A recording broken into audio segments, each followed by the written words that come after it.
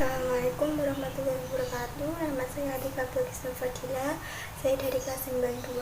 Saya di sini akan menyampaikan opini tentang kelangkaan minyak yang terjadi akhir-akhir ini di Indonesia. Mayoritas minyak goreng terbuat dari sawit dengan supply chain sebagai berikut. Biji sawit dari kebun sawit mayoritas milik perkebunan swasta dan sedikit BUMN sekitar 4%, plus petani kecil. Total sekitar 52.098 juta.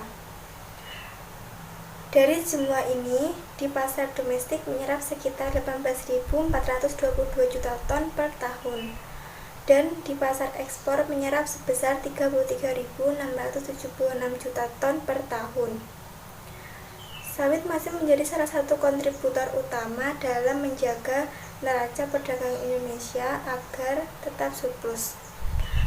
Kebutuhan pasar domestik meningkat, adanya program biodiesel, sehingga ekspor menurun dalam 3 tahun terakhir. Kebutuhan minyak goreng nasional sekitar 5,7 juta kiloliter per tahunnya, yang digunakan untuk kebutuhan rumah tangga 3,9 juta kiloliter dan industri 1,8 juta kiloliter. Kebutuhan rumah tangga diuplai dalam bentuk curah, kemasan sederhana, dan kemasan premium. Minyak goreng di Indonesia sebagian besar berbahan baku CPD. Dari sisi suplai sejauh ini tidak ada kekurangan, bahkan menurut pantauan saya berlebih. Harga semua minyak nabati di dunia memang naik karena suplai tidak bertambah, tetapi demam naik pasca COVID-19. Di tengah krisis minyak goreng muncul berbagai peraturan terutama dari Kementerian Perdagangan, seperti Peraturan Menteri Perdagangan Nomor 3 Tahun 2022 tentang penyediaan minyak goreng kemasan untuk kebutuhan masyarakat dalam kerangka pembiayaan oleh Badan Pengelola Dana Perkebunan Kelapa Sawit yang ditetapkan pada 18 Juli 2022. Subsidi diberikan sebesar 3,8 ribu liter, 3.800 per liter. Pada Februari 2022 juga muncul peraturan lain dari Kemendak. Tidak kami temukan rincian peraturannya tentang kebijakan DMO dengan 3 hektar minyak goreng curah 11.500 per liter, kemasan sederhana 13.500 per liter, dan kemasan premium 14.000 per liter. Kebijakan ini tidak dapat menurunkan harga dan ketersediaan minyak goreng. Ada juga surat edaran nomor 9 tahun 2022 tentang relaksi penerapan harga minyak goreng sawit, minyak goreng kemasan sederhana, dan kemasan premium.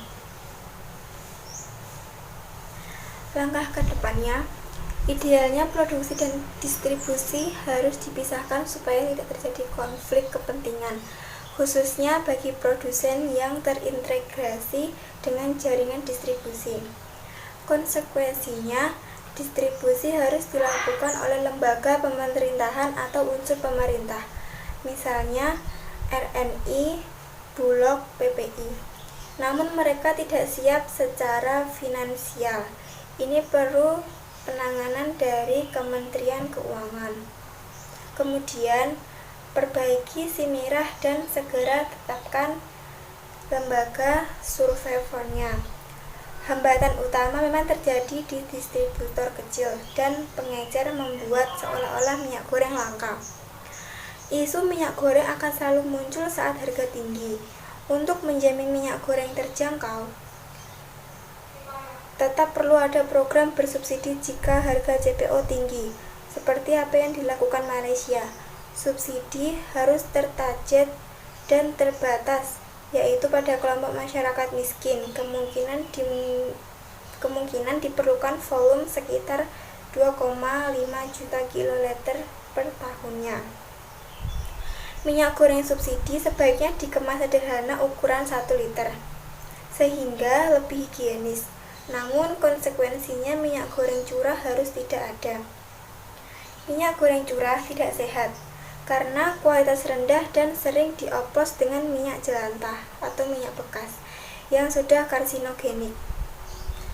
Subsidi dapat menggunakan dana BPDPKS hasil pungutan ekspor, yang besarnya dapat disesuaikan dengan kebutuhan. Mari kita tunggu kebijakan cerdas dari pemerintah, bukan kebijakan asal rakyat senang melalui BLT. Sekian, terima kasih.